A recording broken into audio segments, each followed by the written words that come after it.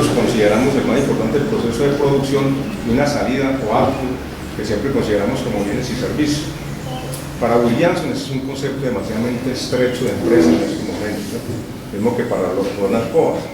Me parece que cuando estamos construyendo los perfiles de los que yo coloqué ahí, se tiene en mente ese concepto clásico, ¿cierto? Muy medieval, digámoslo así, del siglo XVIII, del concepto de empresa. Cuando se identificaba empresa con el taller, ¿cierto? Entonces así se llamaban el taller. Entonces la empresa era construida como una función de producción, como lo hace la microeconomía ahora, ¿cierto? Es una tendencia marginalista. En economía muy importante esa tendencia, pero a mi modo de ver es un enfoque que falta complementarlo con otras cosas. No estoy diciendo que haya que acabar de complementarlo con otras cosas. Entonces se considera la empresa como una función de producción, ¿cierto? Como una cuestión de tipo técnico que transforma bienes y servicios, y entonces ahí tenemos que meter el ingeniero industrial, el administrador y el tecnólogo industrial.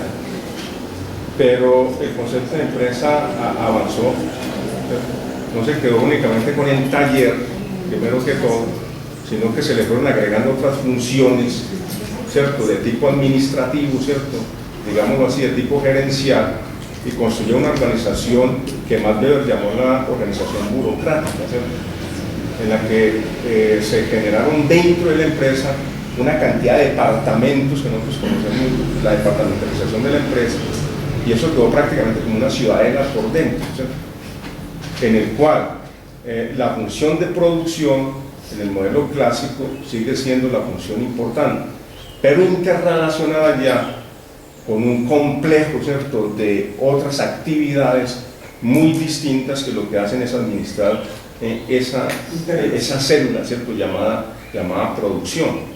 Entonces la empresa ya se muestra como un complejo de interrelaciones entre una cantidad de funciones complejas, demasiadamente complejas.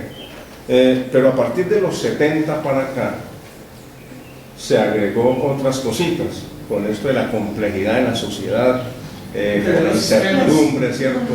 Se vino una crisis en los 70 que Kondratiev dice que todavía estamos en eso, ¿cierto?, de sus teorías de las ondas largas, y entonces las empresas empezaron a tambalear y empezó a verse que las empresas no eran cajas negras cerradas, sino que eran sistemas abiertos, sistemas porque internamente estaban interrelacionadas en un complejo grandísimo y también interrelacionadas con el medio, y donde prácticamente los factores externos, estocásticos, no controlables, eran los que prácticamente estaban determinando la empresa en este momento. Entonces se creó todo eso de la gestión estratégica, no sé, todas esas teorías, todas esas visiones estratégicas que hay ahí. Se dieron cuenta que así los procesos de producción estuvieran completamente estandarizados, estuvieran optimizados, trabajando con el costo mínimo, era posible que la empresa quebrara por factores externos incontrolables, ¿cierto? Entonces la empresa empezó a verse como un organismo vivo, ¿cierto?, como un organismo vivo completamente atado, interrelacionado a las fuerzas externas, y que por lo tanto había que tener en cuenta también esas cosas. A mi modo de ver, la visión ahí del tecnólogo, administrador, ingeniero, debe también ampliarse, ¿cierto? Pero internamente otros locos vieron que la empresa era tan compleja a partir de los 70 que era posible visualizar varios sistemas dentro de ellos. Entonces empezó a ver la empresa como sistema abierto, la empresa como sistema técnico, tecnológico y social internamente, y la empresa como sistema de aprendizaje también. Por lo tanto, la función de producción, si bien es importante, pasó a ser una de tantas dentro de la organización, ¿cierto?, dentro de la organización. Entonces ahora, a mi modo de ver, el administrador industrial, si bien debe estar dentro de la empresa, debe superarla, ¿cierto?, verla en su forma tridimensional como sistema técnico, tecnológico y social, como sistema abierto y como sistema de aprendizaje. de donde emerge una cosa que llama la función tecnológica, ¿cierto? Que ya está pues muy estudiada la cosa. O sea que el sector va a ser una interrelación de esas empresas, no con la visión clásica, sino de empresas complejas, así como las estoy planteando, ¿cierto? Donde las variables externas deben ser demasiadamente importantes. Pero llega en los años 60 y ahora en los años 80 dos premios Nobel de Economía, uno que es Ronald Coase, y dice, bueno, la empresa es así de compleja, por lo tanto es necesario superar lo que decíamos que era una función de producción y tal cosa, y empezó a verla como una organización cuyo objetivo fundamental era disminuir lo que él llamó los costos de transacción. Entonces es el concepto moderno de empresa. ¿Cómo así que era una organización para disminuir costos de transacción? Él ahí la está viendo como un fenómeno histórico, es decir, la empresa como algo que apareció recientemente para superar un problema que tenía el mercado, y era que las actividades, ese conjunto de acciones y actuaciones de los seres humanos estaban desperdigadas en la sociedad. Entonces generar un producto resultaba demasiadamente costoso, ¿cierto? Porque había que hacer negociaciones con este, con aquel otro y con todos. Entonces, ¿qué hizo la sociedad capitalista en este caso? Juntó todas esas funciones en una cosa que llamó organización o empresa para reducir costos de transacción, optimizar procesos y volver más económico ese proceso. En ese sentido, la empresa es visto como una organización que reduce costos de transacción. Williamson, tomando esas ideas de su maestro Coase, la ve entonces como una compleja estructura de contratos que busca minimizar costos de transacción. Entonces, este panorama para mirar que el concepto de empresa ahora ha evolucionado. Estuvimos metidos con Carlos Arturo Botero en un proyecto que alcanzamos a hacer muy bonito, por supuesto, pero no se realizó, sino que fue la propuesta en unas empresas modernas que tienen que ver con esto de Coase y de alianza. Y son las empresas que ya son redes de producción, ¿cierto? Donde por ahí uno está haciendo una cosa, otro por allí, otro por allí, desperdigadas en todo el mundo, ¿cierto? Pero todas tratando de hacer un bien. Lo que quiere decir es que la empresa ha salido de las cuatro paredes de las que nosotros vemos por ahí, y el concepto de empresa se volvió mucho más amplio, ¿cierto? Como una gigantesca cadena de valor regada por todo el mundo, una empresa que nadie ve en concreto, pero que está ahí en todo el mundo, ¿cierto? Es un proyecto que logramos presentar para creo que fue para el Banco Interamericano de Desarrollo, ¿cierto? Para el BID, muy bonito. Entonces, el concepto de empresa ha cambiado, y en ese sentido es que tenemos que ubicar al administrador industrial, ¿cierto? Ya no es dentro de las cuatro paredes, pienso yo. La función de producción ha cambiado, ya no es la caja negra, no hay otras cosas, ¿cierto? Metidas ahí dentro de ese concepto de producción. Entonces, luego viene la interrelación de esa complejidad de empresa que he señalado, y llega un señor llamado Michael Porter, que todavía vive, ¿cierto? Con toda su obra, que es la referencia,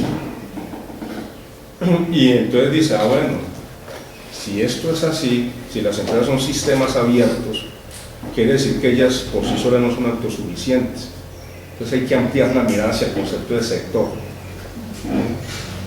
Y entonces interrelaciona un conjunto de actividades conexas, interrelacionados, para mirar cómo funciona la generación de esos bienes y servicios.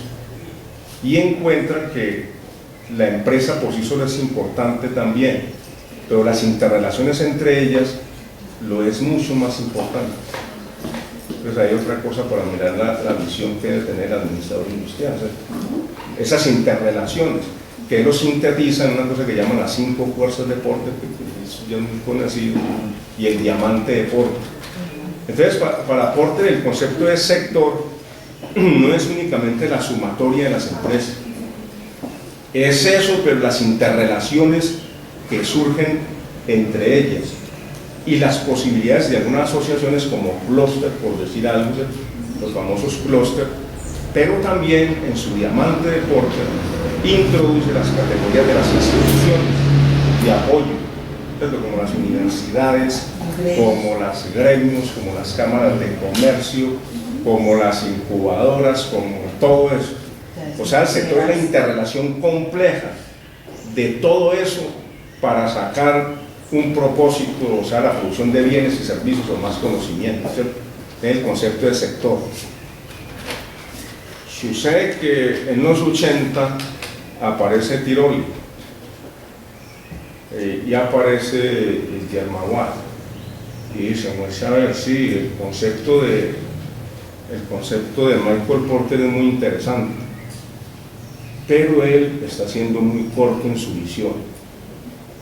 Ahí es que mirar para comprender el fenómeno, mirar toda la cadena de valor, o sea, mirar el conjunto de acciones y actuaciones del ser humano en forma conjunta, en forma totalizante. Entonces pasó al concepto de industria, ¿cierto? Que ya lo coge todo. Ahí en el segundo documento que mandé, en el PDF, hay una clasificación de todo eso. Entonces el concepto de industria es integrador, nos mete a la cadena de valor, que hay que decirlo, la cadena de valor empezó a ser trabajada primeramente por Michael Porter, aunque él la mira desde el concepto de sector, que desde el punto de vista de Tiroli, ¿cierto? Y de Yermaguat es aún limitado. Entonces coge todo eso y construye la categoría de industria, pero él dice, ahí metemos la cadena de valor de Michael Porter, pero hay que meterle también una cosa que no metió Porter, y es el concepto de las estructuras de mercado, de las estructuras de mercado. O sea, si el mercado está en competencia perfecta, si los mercados son imperfectos, y la interrelación de las estructuras de mercado con el funcionamiento de la empresa. No es lo mismo una empresa funcionando en un mercado altamente competitivo, ¿cierto? Sus puntos de equilibrio son distintos a una empresa funcionando en una situación de oligopolio, o una empresa funcionando en una situación de monopolio, o oligopsonios o de monosonios. O sea, el concepto de estructura de mercado es importante. Michael Porter no la tomó en cuenta, pero Tiroli introduce eso y complejiza el concepto de industria. Es todo lo de Michael Porter, pero además las estructuras del mercado y cómo las políticas económicas gubernamentales que inciden dentro de los mercados, dentro de las estructuras de mercados, inciden en los puntos de equilibrio de la empresa e inciden dentro de los procesos de producción de las empresas. La microeconomía moderna trata muy bien, pues, esos asuntos de la interrelación de las estructuras de mercado y la empresa.